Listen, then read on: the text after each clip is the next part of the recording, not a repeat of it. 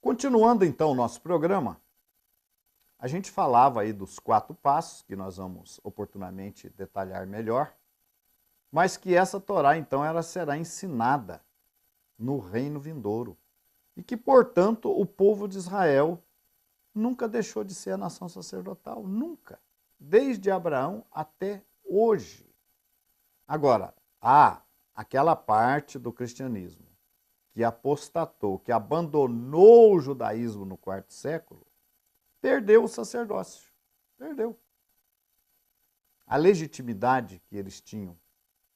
E somente aquela parte que permaneceu fiel, que foi para o deserto, foi que manteve o papel sacerdotal, que manteve o seu vínculo, o seu enxerto na oliveira. Aquela outra parte não. Foram ramos que, por si mesmos, foram cortados da oliveira, divorciaram da nação sacerdotal e perderam, portanto, seu papel sacerdotal. Certo? Então Israel nunca deixou de ser a nação sacerdotal. Eu explicava que nós entendemos que as 2 testemunhas, uma é o Israel natural, que continua preservando a Torá, as festividades, as tradições, a forma de adoração, o culto.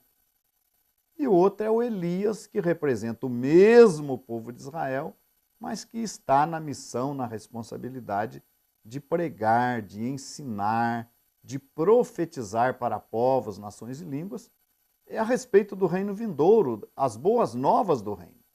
Esse é o papel do outro ramo do povo de Israel, ou de Elias, anunciar e, ao mesmo tempo, ser precursor agora da vinda de Mashiach como rei para governar aqui na face da terra.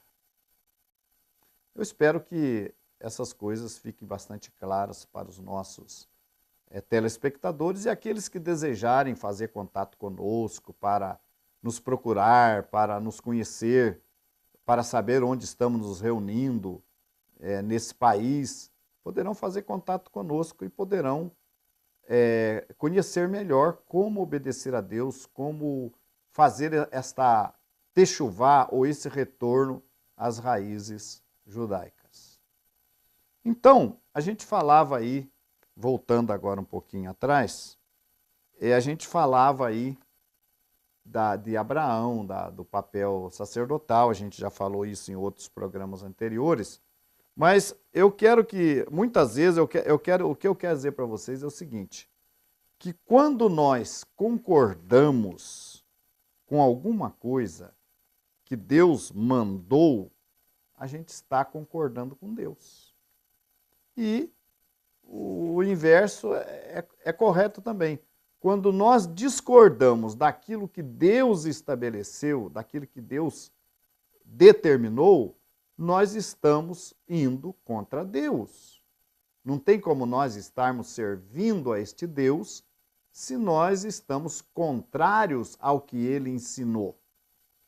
E aqui em Deuteronômio, no capítulo 9 de Deuteronômio, versículo 5, diz o seguinte: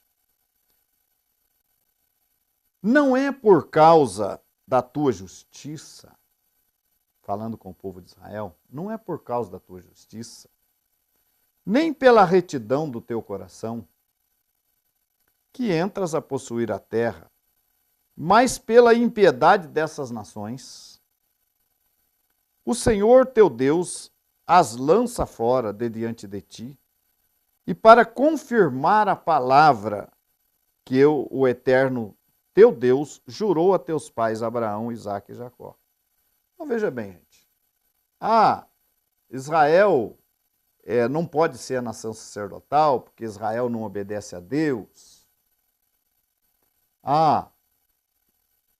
Nós temos uma oração do Sidur, que nós fazemos diariamente, que fala, onde ali você vê, as pessoas gostam muito de falar em graça, né? A graça ali, quando nosso povo confessa, não é por nós, pelas nossas obras, pela nossa bondade, pela nossa justiça, não é.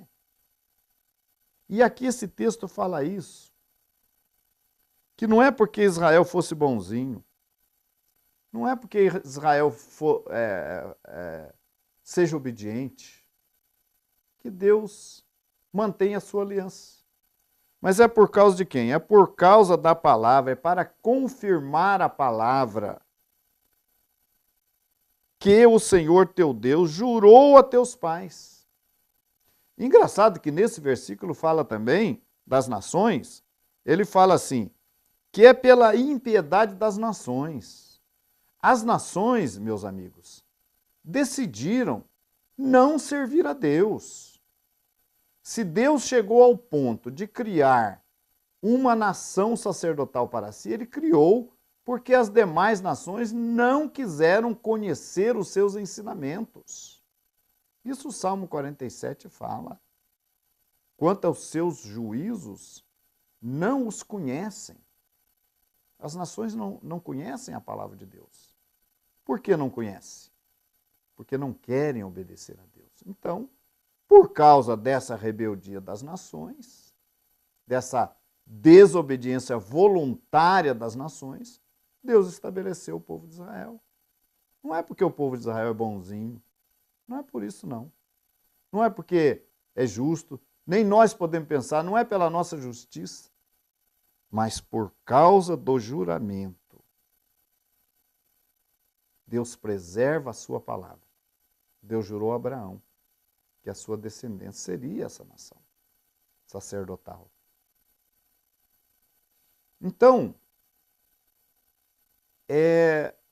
quando nós aceitamos isso, quando nós aceitamos essa vontade de Deus, que o povo de Israel é o povo santo, é a nação sacerdotal, nós não estamos aceitando o povo de Israel, nós estamos aceitando a Deus, que disse que seria assim. E nós já provamos que esse sacerdócio nunca acabou, que ele vai entrar no reino vindouro, vai entrar nos dias do Mashiach. Por que não reconhecermos hoje esse sacerdócio? E por que não buscarmos as nossas raízes hebreias, judaicas, a fé do primeiro século, a fé que Yeshua ensinou? Por que não vivermos como o nosso povo? Meus amigos, eu quero dizer uma coisa para vocês. Muitas vezes as pessoas falam assim, mas nós temos o Novo Testamento, e no Novo Testamento não precisa obedecer à lei. Veja bem, os escritos da Brit Hadashah, chamado Novo Testamento, porque isso traz uma discriminação do Tanar, que por outro lado é chamado de Velho Testamento, isso não deixa de ser uma forma discriminatória de tratar os escritos do Tanar.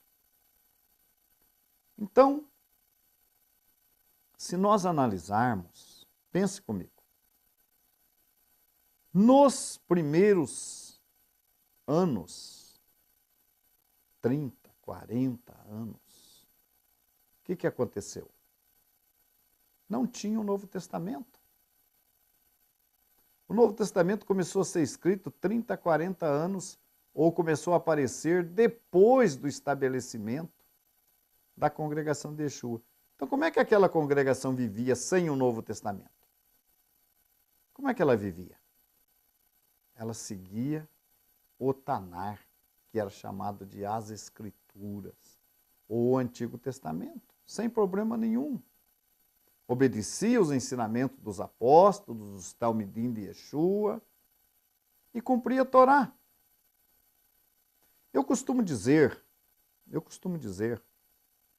que a única diferença que existe entre nós, a nossa comunidade, e a comunidade judaica, é a crença em Yeshua. É a única diferença. Qualquer israelita que reconhecer a figura de Yeshua como o Messias e também como o Cordeiro de Deus, porque vão necessitar dos méritos de Yeshua, do sacrifício de Yeshua para a remissão dos pecados, há que se entender isso também, não apenas crer que Yeshua é o Mashiach, mas reconhecê-lo como o servo sofredor, como aquele que, através do seu sacrifício, trouxe a remissão dos pecados. Porque desde o ano 70 da Era Comum, o templo já não existe mais. E não existe mais sacrifícios. Então nós que cremos na figura de Yeshua, temos a remissão de nossos pecados por meio dele. Muito embora a gente faça as orações, a liturgia, mas o nosso perdão não vem através de orações ou da liturgia, e sim do sacrifício de Yeshua, dos méritos dele. E eu estou falando aqui do Yeshua judeu, do Yeshua que obedeceu Torá, que cumpriu Torá, que obedeceu os mandamentos de Deus, estou falando desse Yeshua. Então não é pelos méritos de nosso povo, que o nosso povo é nação sacerdotal, mas pela aliança que Deus fez com o nosso pai Abraão. É por meio desta aliança que ele fez que Israel continua sendo sacerdotal, a nação sacerdotal. E se você quer fazer um retorno às raízes judaicas, você tem agora a oportunidade